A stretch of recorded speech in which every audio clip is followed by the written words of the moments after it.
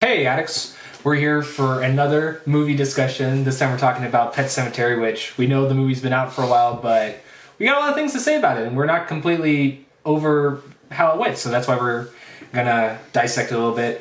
Yeah. Graham, do you want to start off this discussion by maybe starting off with stuff that we liked? Because that's a shorter list, to say the least. Yeah. So I liked that it wasn't past 2 hours, so it was over quicker. No, It really starts to sink in the feeling when you get into the third act. Yeah, we'll talk about that later. Yeah. We said good. So overall, good stuff. I think across the board, for the most part, the acting is pretty solid, especially with the father, Lewis. What's the actor's name? Jason Clarke. Jason Clarke. He does a phenomenal job. He's a really good actor.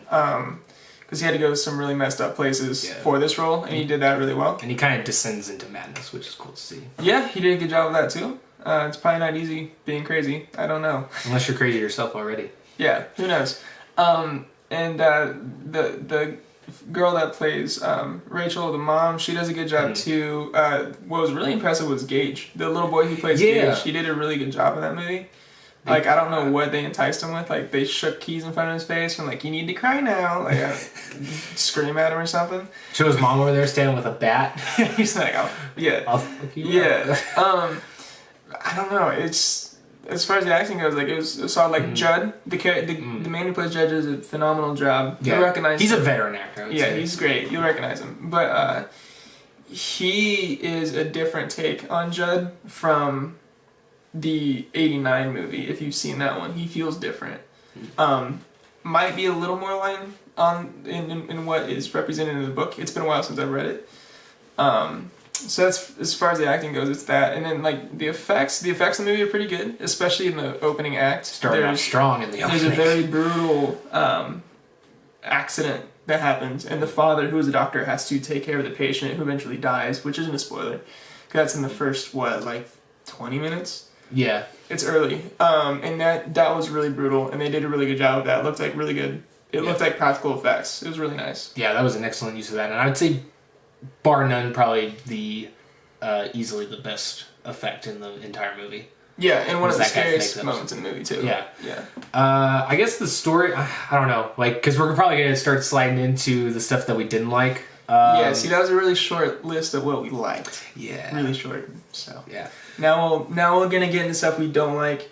Spoiler warnings. Yeah, we probably will. Spoiler warnings from here on. So just in case you don't want to watch past this, which I think you should. I think you should watch the spoilers even if you haven't seen it, so you don't have to watch the movie. We're gonna save your ass, all right? So trust us, please.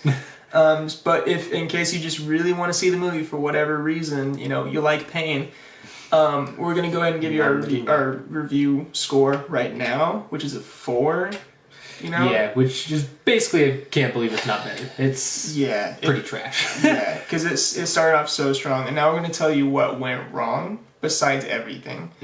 So, okay, so like we said, the first act starts off very strong, has a really strong atmosphere, very tense and just disturbing, because this is a disturbing story. If you read the book, it deals with some extremely dark subject matter, and it's pretty brutal throughout the entire thing. Not a lot of hope, but it's still a phenomenal read. You should read it.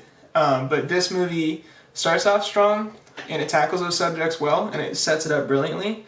But then the second act, I think, is where things start to go wrong. Yeah, because then you start seeing more of the plot holes or just stuff that's kind of like raising an eyebrow. And then by the third act, I'd say it's fully derailed.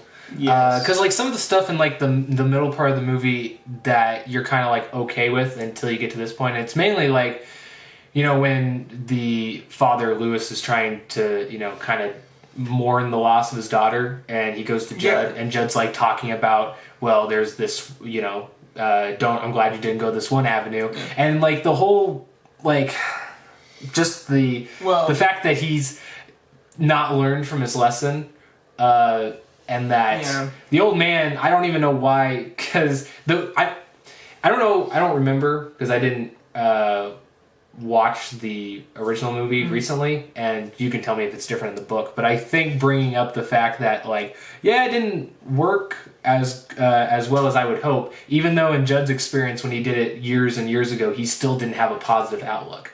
And so I can't... Yeah, because in the book, Judd told him he had done it with his dog. Mm-hmm. Now, in the movie, and I get them mixed up because the movies, I'm trying to forget the movie because it left a really bad taste in my mouth. I could probably remember because it scarred me for life. Yeah, but in the movie, if I remember correctly, he said it worked out well for him, whereas in the book, he says it worked out for a time, but the dog had a mean streak and ended up attacking a young child, I think it was, and had to put it down again. Yeah, that was the same in the movie. Okay. Or at least in this one.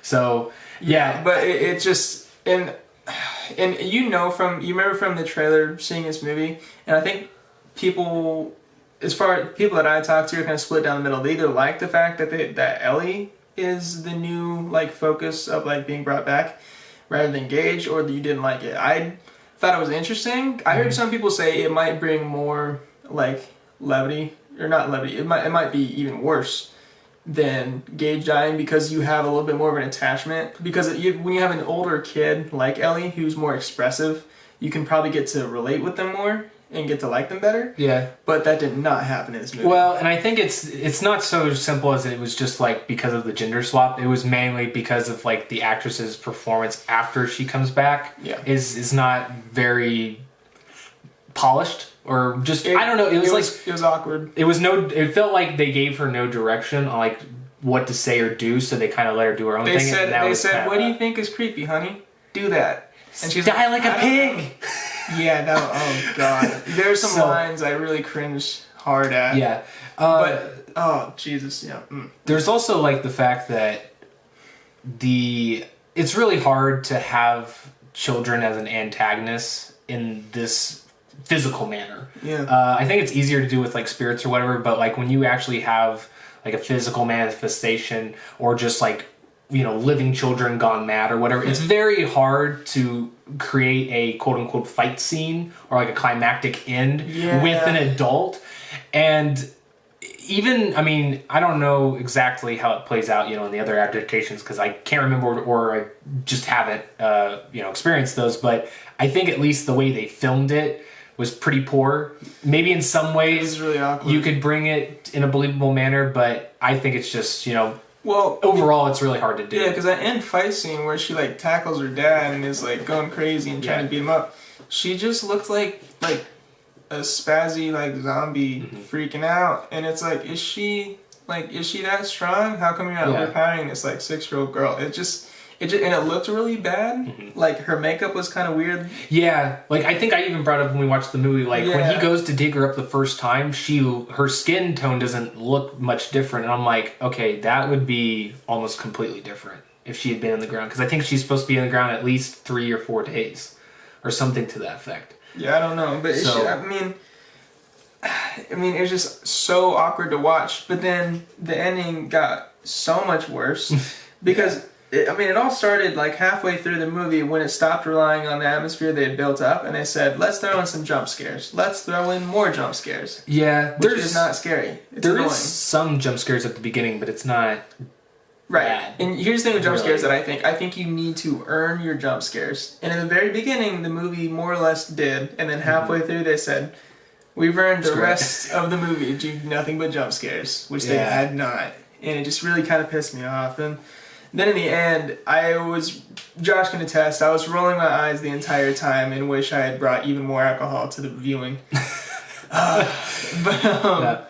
Especially when the fight scene, and then you're like, oh, he's going to beat the girl. And then, nope, the wife who had been killed, and then brought back, I don't even remember how, because again, I'm trying to forget the movie. Stabs him through the chest, and you're like, okay. Well, because they had this whole thing where like she kills the mom, which is again hard to believe because of the way it happens. Yeah. And then she basically knocks the father out, and supposedly he's out for so long that the little girl that's like what 6 or 7 maybe, then that's generously giving, is able to drag her over that pile into the thing. Bury her, and then have enough time where she meets the dad halfway there and then is also able to give enough time for the mom to come back. Because so it's supposed to take like a night or something like that. For a couple of days. I don't know. Apparently, yeah. But that was rough. But then this, like, I had already pretty much given up on the movie by that point. And then the second she stabs him through the chest, I was completely out of it. And I was like, all right. Now, I will say, to give kind of a positive spin on it, I do think the way that she took out Judd was a tad bit more well done. Because she was able to kind of demobilize him off, kind of like catch him off guard. Yeah. So I think that was a better approach, but they didn't keep that after his death. Yeah, and then the ending, I don't know what they were going for, if they were trying to make it ambiguous, but when they're approaching the car and Gage is locked in the car and they go to like pour gasoline on it and you're like, oh, they're going to burn him. And then they cut to black. I'm like, that's not really ambiguous if you think about it. Like, some people... Either way, he's going to die. Right, because if you like happy endings, that's fine. But if you seriously think about this, there's no way Gage escapes this situation. Because he's a young... Well, he's like, I don't know how old, like 3? He's a baby. But he's stuck in this car by himself. There's no one around. Like, the one neighbor they had in those woods was Judd. He's dead. So there's just no way he escapes that situation. To be honest, if they were going to leave it, quote-unquote, ambiguous or just open-ended, I think I would have much rather, like they do the little cut to black and then they come back and you see, like, the car driving down the highway and then it just kind of pans to, like, the seat where he's saying it and he's already, like, turned. That's not even... If you want to make the movie... better. Amazing... Give Gage superpowers, because by that point, all the rules are out the window. No one cares. I'm already checked out. Well, if you think about it, he's a superhero now, and he beats them all up, saves the day. If you think about it, though, if the girl was able to overpower 2 grown adults, then if Gage was to get turned, he should be able to lift buildings. Well, because here's the thing, because I don't remember any section of the book or the film from '89, which was much more accurate to the original book.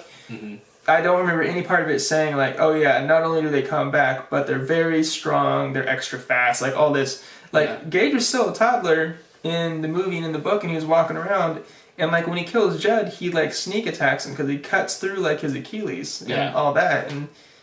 But in this one, they're like, no, she's like a freak now. Yeah. So just... Oof, yeah. Needless to say, I checked out. I started to check out halfway through the movie, and then... Not long after that, I'd completely given up, and I think I started crowd watching to see if anyone else was pissed off. Yeah, which is a real shame because the beginning part, like you said, does a really good job of bringing that atmosphere and building upon it, but then it just like completely gets stonewalled by the middle of it, and then the end. But I was actually quite surprised because I guess a lot of people did like the movie, or at least were paid to say that they liked the movie. Yeah. Well, because it's kind of outrageous to me, because I heard so many people, because I tried to avoid spoilers or like anything about the movie, but I kept hearing people say like, this is one of the best King adaptations as far as movie goes. Which I don't agree with at all. I don't. Okay, so if you're looking at like the best, you have like, The Shining, Misery, The Mist. Even the new It. Especially the new It. Dude, this movie is trash compared to those. You can't compare them. So if anyone tells you that, they're lying to your face. Yeah. Unless they're just not a King fan and they haven't actually read the material. Yeah. Then it's they're just a very casual, easily scared horror fan. Yeah, if you have friends that have bad taste in movies, know them and don't trust them. Yeah. So, it's simple. Trust us. Don't watch this. Yeah, trust us. Don't watch this movie if you haven't yet. Hopefully you haven't. If you have, I'm sorry. I will say it might be a fun drinking game. What, like how fast you check out of the movie? I don't know. Or what? I think the drinking game would be to pass out before you have to watch any more of it. Take a shot every time the cat does something, like a side glance after it comes back. Yeah. That cat shows up a lot. Yeah, you know what? I'm actually kind of, I guess that was one thing they kind of used in the movie where, like, after she gets turned, she kind of uses the cat to distract Judd. Yeah. I wish they would have done more of that, though, because I think it would have made more sense for her to, like you said, do more of the sneak attacks and everything. I'd rather see the cat tackle the dad and full on just him. Scratch his face in half. Yeah, that'd be so much cooler. But, I don't know. This movie's irredeemable to me. It's like, disappointing. It was sad to say the least, so we would not recommend you watch it. Nope. Although we do have It Chapter 2 coming up, which I think will be a much, much, much better movie. So we'll be back for that movie as well. As if you don't remember, because it's been a while, in the video, we did say our rating, which, do you want to reiterate that? It was... 4. Yeah, it was... Out of 10. Oh, yeah. Might as well be 4 out of 100. That wasn't better. It's bad. Which is such a shame. But I guess that will conclude this discussion / review. So we'll see you guys for the next one. And till next time, Addicts. Peace.